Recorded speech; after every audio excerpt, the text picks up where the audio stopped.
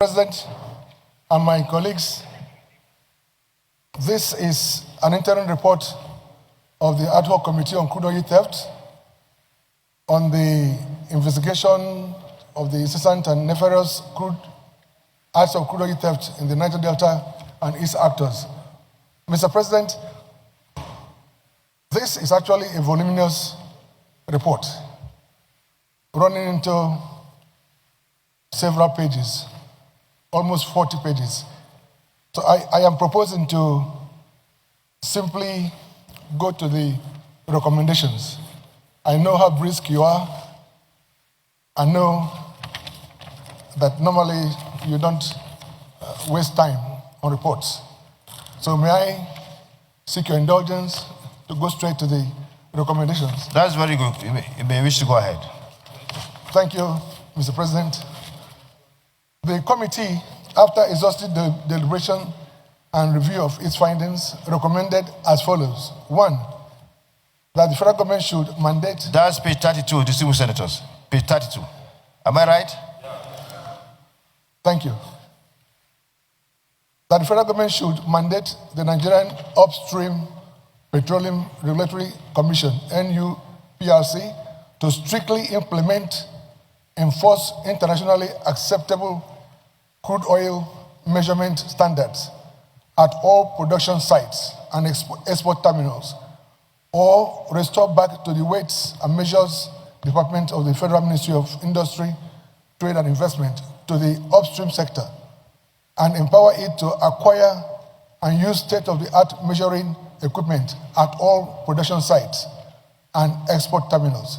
This will promote and strengthen accurate measurements, transparency, accountability in the oil and gas industry. 2, the federal government should deploy adequate modern technology, equipment, logistics to security agencies to enable them function effectively. This may include the use of UAVs, such as quadcopters, for surveillance and integrated pipeline monitoring system to detect thefts and leaks. 3, federal government should establish a maritime trust fund for the purpose of supporting the development and maintenance of maritime infrastructure, services, and initiatives. The fund is strategic to improving maritime training, safety, security, and fostering economic growth. The federal government should set up a special court to promptly prosecute crude oil thieves and their collaborators. 5, federal government should immediately implement the Host Communities Development Trust Fund under the Petroleum Industry Act, PIA, to reduce sabotage. Next, all abandoned and decommissioned wells should be completely ceded to NUPRC, who should in turn hand such wells to modular refineries to reduce sabotage and increase crude availability for local consumption. 7, the ad hoc committee should be given the mandate to track, trace, and recover all proceeds of stolen crude oil transactions, both locally and internationally, as forensic review by the consultants shows over $22 billion, $81 billion, and $200 billion remains unaccounted.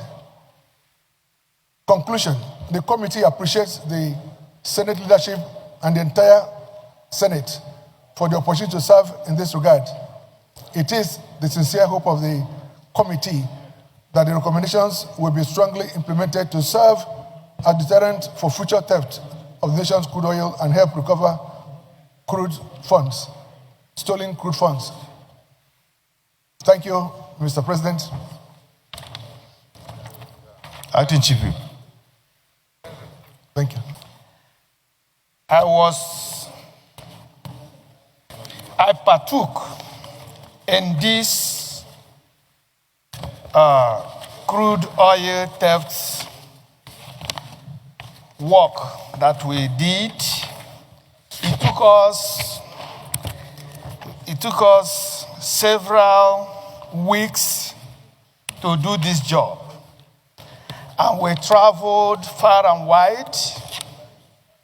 We examined what happens, both where you produce your crude, the refineries, the way they transport them, and all the rest of them. Our report here, I thank you, Mr. President, that our chairman is very. Were you a member of the committee? Are you a member of the committee? Yes. You don't allow those who are not members to contribute I now. want to explain certain things. I'm coming. You produce the report. Allow others to. I want to tell you why you must accept our report wholeheartedly. No need. I said it. Any other person, please. Who is your Okay. Ningi? You captured. You did all this. So allow those who were not part of it to comment on the report. Mr. Chairman, Chief Whip. I thank you very much, Dr. Abdul Ningi, and I represent Bauchi Center of Bauchi State.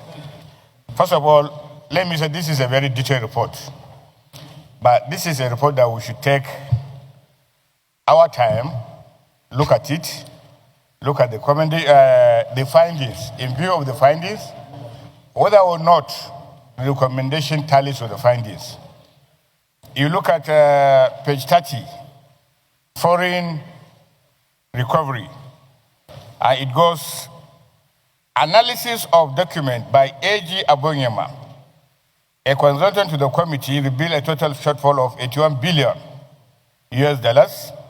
between expected receipts of crude proceeds declared by the NNPC DPR in 2016 and in 2017, and receipts declared by CBI respectively.